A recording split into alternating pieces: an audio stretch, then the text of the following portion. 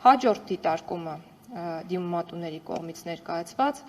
վերաբերում է կենսաթոշակների բարձրացմանը, վարչական ռեսուրսների չարաշահման տարբեր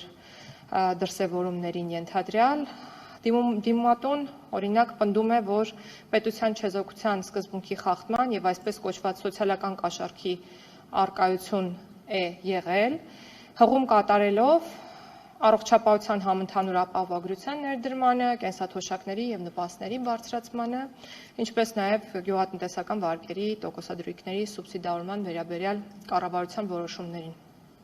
Սահմանադրության 146-րդ հոդվածի 2-րդ մասի համաձայն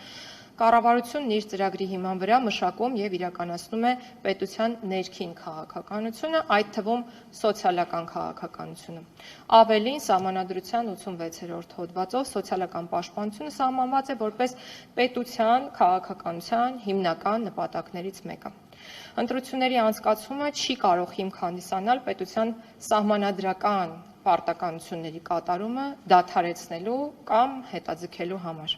Կառավարության ծրագրով նախատեսված էր թոշակների պարբերական բարձրացում, շեշտում եմ, պարբերական բարձրացում մինչև 2026 թվականը եւ փաստացի այդ քաղաքականությունը հետևողականորեն իրականացվել է 2019 թվականից, բարձր դատարան 2019 թվականից ի վեր թոշակները բարձրացվել են 6 անգամ, չհաշված հետվճարի վերաբերյալ իրավական կարգավորումների նախատեսումը, որի արդյունքում մենք ռեալ ունեցել ենք կենսաթոշակի բարձրացում։ Ես կարծում եմ ժամանակը թույլ չի տա, որ խոսեմ առողջապահության ապահովագրման մասին, դա եւս կառավարության ծրագրի մի մաս է եղել, գյուղատնտեսական գործունեության սուբսիդավորումը եւս, եւ եթե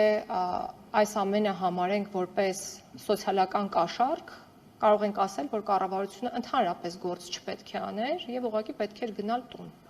կամ մնար որպես կառավարություն եւ գործ չաներ,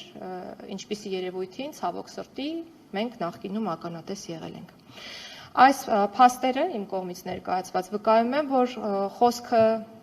ոչ թե ընտրությունների նախաշեմին ընդունված մեկ անգամյա որոշման մասին է, այլ տարիներ շարունակ իրականացվող պետական սոցիալական քաղաքականության մասին է, որովհետև ես կրկնում եմ, որ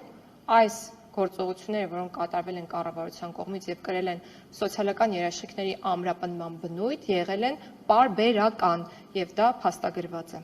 Հետևաբար միայն այն հանգամանքը, որ այդ քաղաքականության հերթական փուլը համընկել է ընտրությունների ժամանակահատվածի հետ, ինքնին չի կարող վկայել պետության չեզոքության սկզբունքի խախտման կամ առավել ևս սոցիալական կաշառքի մասին։ Այդպիսի քաղաքականության իրականացումը չի կարող համարվել վարչական ռեսուրսի չարաշահում միայն այն պատճառով, կրկնում եմ, որ ժամանակահատվածը համընկել է սահմանադրությամբ կամ օրենքի մակարդակով, որևէ արգելք այս առումով չկա։ Սա նաև բխում է Վենետիկի հանձնաժողովի եւ ԵԱՀԿ ԺՄԻԿ-ի 2016 թվականի ընդունված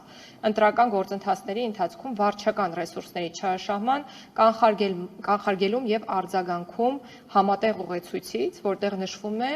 որ ընտրությունների ժամանակահատվածում պետք է շարունակվի կառավարության բնականոն աշխատանքը։